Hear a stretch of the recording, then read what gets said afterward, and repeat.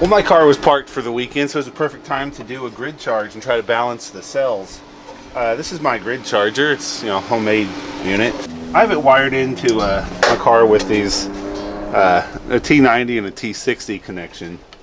I'm just going to check voltage real quick. 173 volts. That seems like a charged battery to me. Alright, so what this video is this going to be a project update video where I talk about my 2000 Honda Insight and I talk about the Ferrocement house project. So the reason why I'm hauling 560 pounds of concrete around is I'm going to pour a little footer under the archway entrance to our earth sheltered, partially underground, partially earth sheltered house. And the Honda Insight, people call it a little mini truck, and it sure enough it seems to haul heavy loads just fine. So the grid charge that I did this morning is the first real grid charge I've done since I bought the used sticks from Bumblebee Battery. The IMA seems to be working fine, but the capacity of the battery seemed to go low a little bit. And so, grid charge, that you grid charge to balance your cells. And so I know I have used batteries in here because I put them in here, and I know they're not perfect. So grid charging them, I did a 30-hour grid charge, and we'll just see if that gets me back some good battery capacity. The theory behind grid charging is you trickle charge your entire battery pack, because I think there's 120 cells of the nickel metal hydride batteries in these cars, and so you the trickle charge of that, what it does is it allows the cells that are out of balance, that might have a higher discharge rate than the rest, to get fully charged again. And so you're overcharging your battery pack, you're leaving on the charger too long, but since it's a trickle charge and such a low amount of power you're putting in there, that you can safely dissipate the extra energy as heat. Because when these nickel metal hydride batteries get fully charged, they start doing some chemistry in there where the nickel metal hydride loses a hydrogen ion, and then there's a catalyst that picks it back up and puts it back into solution, and it makes a lot of heat, and the cells get hot when they're charged, when they're fully charged and you're overcharging them. And then you also have the fan running to draw air across to help cool them off. And that number of 173.4 volts that I got off the pack, that sounds just about right. A lot of people seem to get around the 175 volt range, but I think that's a little bit high for what these actually are. But yeah, the pack is doing great. It was the best $200 I ever spent on this car was getting those used cells, because I guess I'm 8,000 miles into them, and they seem to be working fine. And so every 8,000 miles, charge it for 30 hours. That's cool. All right, we're pulling up to the Ferrocement house project site pretty soon. We're out here in our little underground house community, which is where I grew up at.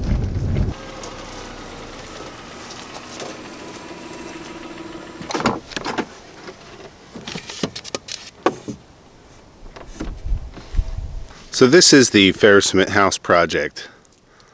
It is a large dome with a retaining wall around the outside and a wood roof on top. In today's project, we're just going to be pouring a footer under this bottom corner of the arch. So what I have is just a super rudimentary form, and I'm just pouring a footer underneath this side of the arch. We just want to have some sort of a little bit better foundation here, because there will be a slab poured across here, but just like the idea of some extra strength under this wall, because this arch is going to hold up a lot of earth on top of it. So from this view, behind the retaining wall here, you can see that I had a disastrous failed foam attempt. I was trying to do a DIY spray foam kit. Didn't go so good for me, so I tore it off. But all this is going to be buried, and so the living quarters are inside these domes, and then the retaining wall is just so I can help stack the earth up as high as I can. All right, I need to get the water out of here before I can pour concrete. What I have is a little 12 volt pump gonna sink that boy right down in here. And then I have a power supply, or battery charger. I have a battery charger. So just gonna start that. Pump comes on, and we'll get as much of this water out as we can. So we got these 80-pound bags of Sacrete, and they say right on the front use 3.5 quarts per bag. 4 quarts per gallon. So less than a gallon per bag is what it recommends. Let's see if we can actually make that happen.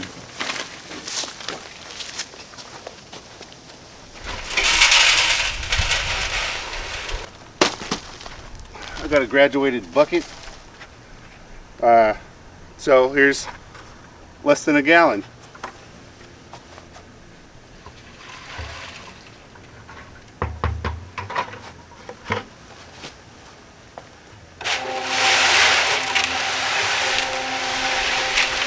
And we'll mix for a minute.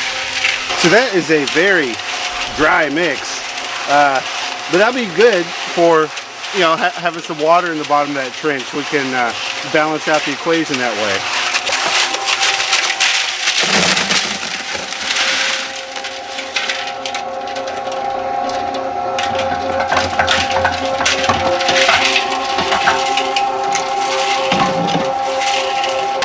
So let's just go ahead and get the next one going.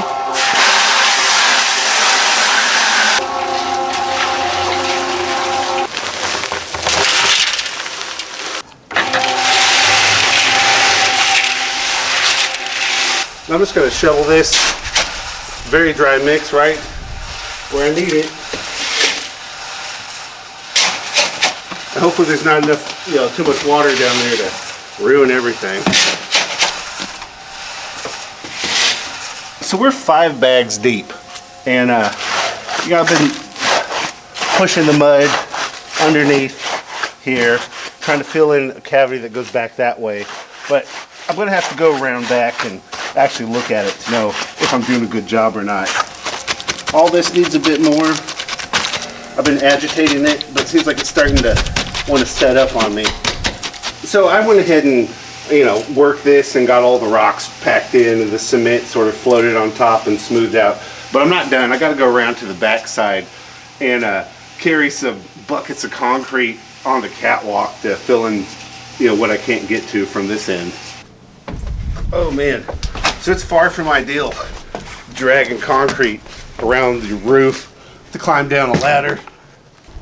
Oh God, so heavy. Okay, half buckets from here on out. I believe in myself. Oh God, there it is. Whew.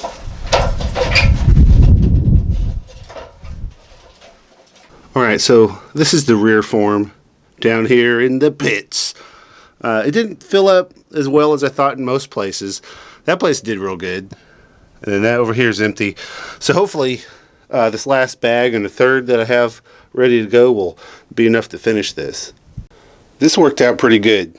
7 bags was just what I needed. And I got this smoothed out. And that's all that's left. I'm going to call it a day on concrete. All right, I'm going to go check in with my friend Shay. He's in town. He's an old college roommate, and he's staying with me for a few days while he paints a mural. He's back at what we call the missile base, and it's a property that was owned by Ken Nelson, the guy who learned you could, or relearned, that you can smoke the poisonous venom of the Sonoran Desert frog and trip balls, right? So Ken had him do a mural back in 2015, and since then Ken has passed away, sadly, and so Shay's back redoing the mural, getting it nice and pretty, and he's got a neat compound full of art. Ken was a very prolific artist and very interesting person. We used to dig for tunnels. Secret military tunnels is one of his pastimes and hobbies. But yeah, let's go see what Shay goes by. He goes by Pono online if you want to look at his art. This is my buddy Shay, goes by Pono, redoing this mural here, living his best life. Hello. And then this is Taylor. This is Shay's woman, or maybe Shay's her man, I don't know. But she's doing a mural of Ken at the request of the lady who owns this, Ken's main mush. So it's coming out amazing. This is glorious. This is the kind of art that Ken was doing. He made all these skulls with I don't know, tools, and super prolific all over the place. Yeah, there's old Shay. Now here's where we were digging for tunnels. We would dig this stuff up and make it real pretty. Then he'd throw parties, and people would sort of speculate on whether or not he's crazy or if he was actually onto something. This building's falling down though, man. But what a scene. This was just the most impressive, amazing scene. What a glorious tribute to the man. So here's a piece of art done by Bob Parsons, a neighbor of my dad's. He's passed away now too, but he made these skulls, these skeletons. Here's the cowboy. This one originally had a revolver dangling from the pelvis, and it was titled Concealed Weapon. But this place as a scene was just top tier. It was amazing. He'd throw these epic end of the world parties. Oh God, I miss the good old days sometimes. If these walls could talk, they would sound like a drum jam. This was the mess hall for this base.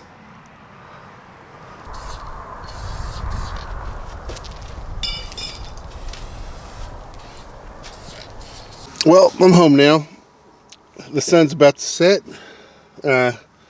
and gotta go to a Super Bowl party. Yeah. So this car, this Insight, I've made a lot of videos trying to figure out why it was running poorly, and what it turned out was I had a coolant corrosion problem. When I cleaned the throttle body, I leaked some coolant. I poured water on it thinking that would get it clean, but it didn't. And that misfire, the immobilizer light coming on, and the internal fault of the ECM, all that was caused by antifreeze. And so just out of desperation, I power washed the engine and it fixed it. So whoops, that was a kind of a shoot myself in the foot moment there, but figured it out finally.